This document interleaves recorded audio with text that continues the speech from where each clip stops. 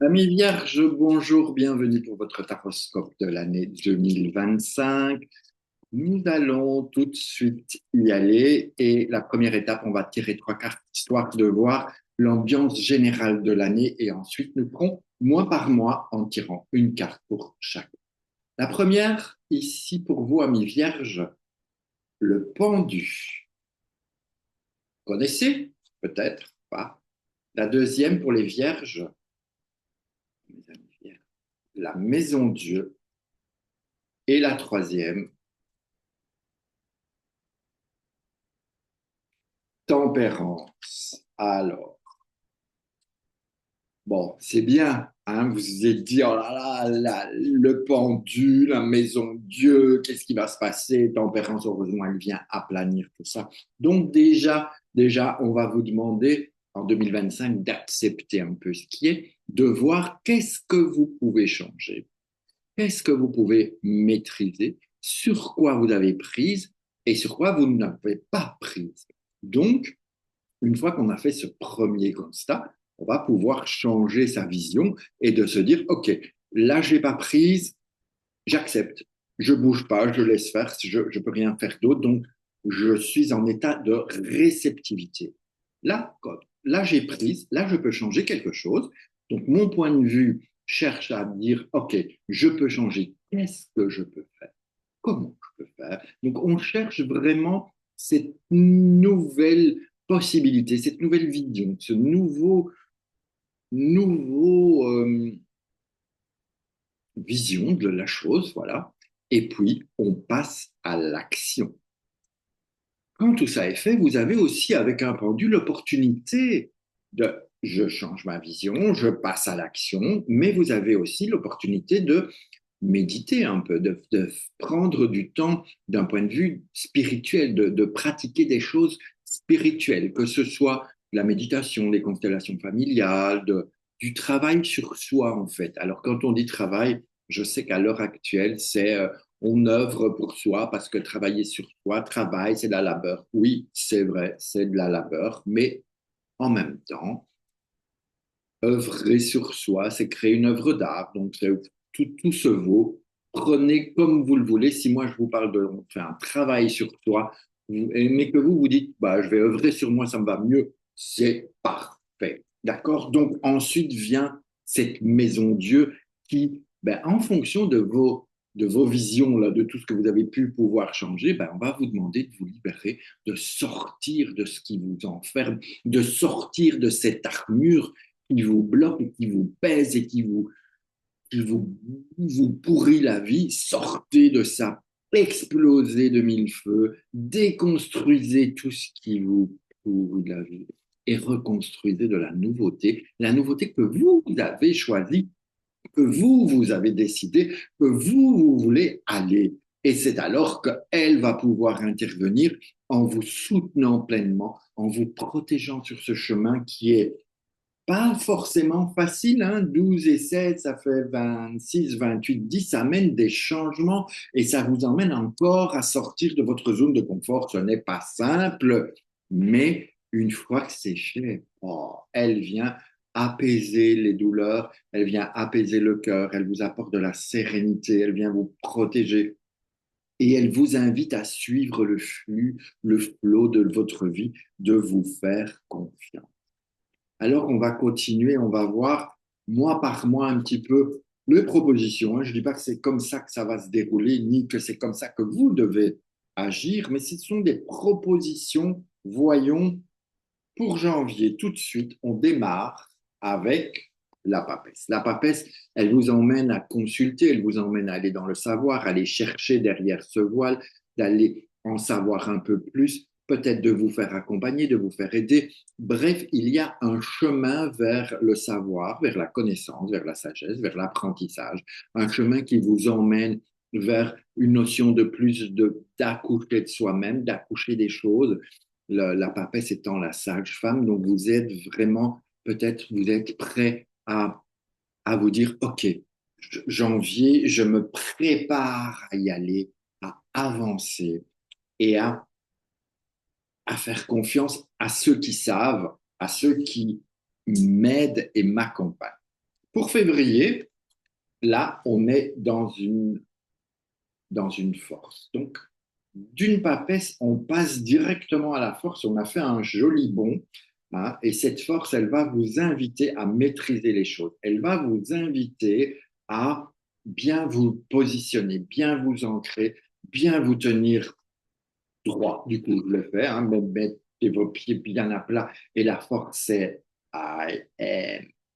Ok, je suis. Ça ne veut pas dire que vous devez être imbuvable, mais c'est vous imposer tel que vous êtes. Vous êtes en pleine possession de vos moyens. Par contre, la force peut aussi faire remonter des colères enfouies. Elle peut faire remonter des choses qu'on a besoin d'exprimer. Donc surtout, ne gardez pas en vous-même tout ce qui peut vous faire du mal. Apprenez à ok, on maîtrise les choses, on peut dire les choses calmement, on peut dire des choses négatives posément, on peut exprimer des colères, mais là, si c'est pour exprimer une colère, je vous invite à le faire dans la nature, je vous invite à le faire avec un sport, un art martial, enfin ce genre de choses qui permettent d'évacuer, de maîtriser l'énergie, parce que la force, c'est l'énergie, c'est quand même la maîtrise des choses. Donc, ça va être mouvementé parce qu'on va vers une transformation de vous-même. Et c'est ça qui me semble important. Après, ça n'engage que moi. Et on va aller voir en mars. Ok, j'ai pris ça. En mars, on revient vers vous. On revient vers vous-même. Alors, soit vous avez des idées, soit vous avez des envies d'initier de nouvelles choses, de créer, de vous lancer dans un nouveau projet, dans de nouvelles aventures, peu importe, ou de cheminer quelque chose, en tout cas pour vous-même. On est avec soi, on est dans je m'occupe de moi, je prends conscience, je fais un peu mes rêves d'enfant, je vais vers vers moi. C'est un chemin vers soi vraiment. Mars vous invite à aller vers vous-même. C'est, voilà, ouvrez-vous à vous, ouvrez-vous à qui vous êtes, à ce que vous voulez, à votre potentiel. Enfin, voilà. Voilà ce que j'ai envie de vous dire pour Mars. Et avril, on vient ici, tiens. Avril, ça change. Donc, vous voyez, si vous allez vers vous, vous créez la possibilité de mettre fin à des cycles, vous allez vers terminer les choses pour pouvoir démarrer de nouvelles choses. Donc, vous rentrerez dans un nouveau cycle si vous cheminez vers vous. Donc, c'est pour l'instant, je trouve que 2025 s'annonce un chemin vers soi. Ce qui était intéressant parce que l'ambiance globale, vous vous souvenez, c'était ça. Le pendule, la maison Dieu et tempérance, où on se prend en charge. Donc, c'est pas mal. Au mois de mai, on vient avec toujours, je m'occupe de moi, je cherche mon équilibre, je fais exactement ce qui est juste pour moi et ça se répercutera chez les autres. Et donc, je prends aussi des décisions fermes si nécessaire. Si je ne suis pas respecté, je tranche et je fais en sorte que mes plateaux soient équilibrés le plus possible, le mieux possible, le plus juste possible. Et ceux qui m'emmerdent, eh bien, je dégage, je coupe, je tranche, au revoir, merci. Je m'occupe de moi. Ce qui va vous emmener au mois de juin.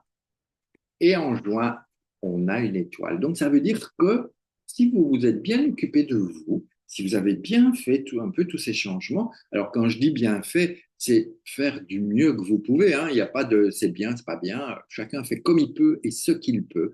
En tout cas, vous avez l'étoile qui vient en juin et elle vous invite à faire preuve d'encore plus d'authenticité, de vous montrer tel que vous êtes, même si on vous connaît, même si on sait que, ah oui, mais elle est géniale, ah oui, mais lui, il est gentil, ah oui, mais elle est trop cool.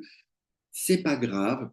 Vraiment, l'étoile, elle vous invite à ça. Elle vous invite aussi à vous libérer. Vous voyez ici, elle vide ses cruches, elle laisse s'écouler tout ce qu'elle ce surplus qu'elle n'a plus besoin parce qu'elle est constamment remplie par en haut, par les flux, par les énergies qui la nourrissent, qui vont venir vous nourrir. Donc, vous serez peut-être en trop plein, déverser, surtout évacuer tout ce que vous n'avez plus besoin de garder, s'il vous plaît, amis vierges, s'il vous plaît. Juillet. Juillet s'ouvre avec la période des soldes, j'allais dire. Si j'allais le dire, je vous le dis. La période des soldes est un ermite. L'ermite qui vient faire écho à l'année, évidemment, nous sommes en année d'ermite 2025, et donc l'ermite vous invite à creuser, à chercher, à avancer doucement, sûrement, à votre rythme. Continuez à œuvrer pour vous-même, continuez à cheminer, à faire que votre lumière intérieure puisse éclairer un maximum, un maximum, un maximum, un maximum. Et c'est comme ça qu'elle va rayonner pour les autres. C'est comme ça que vous pourrez éclairer le chemin des autres. C'est comme ça que vous pourrez être utile et accepter toute cette connaissance que possède l'ermite. Donc vous, vous avez aussi une grande connaissance qui ne continue de s'épanouir. On continue vers août avec le chariot. Le chariot au mois d'août, je ne sais pas si vous aurez envie de partir en vacances, peut-être, peut-être pas, peu importe, mais l'idée, c'est de prendre les choses de votre vie en main.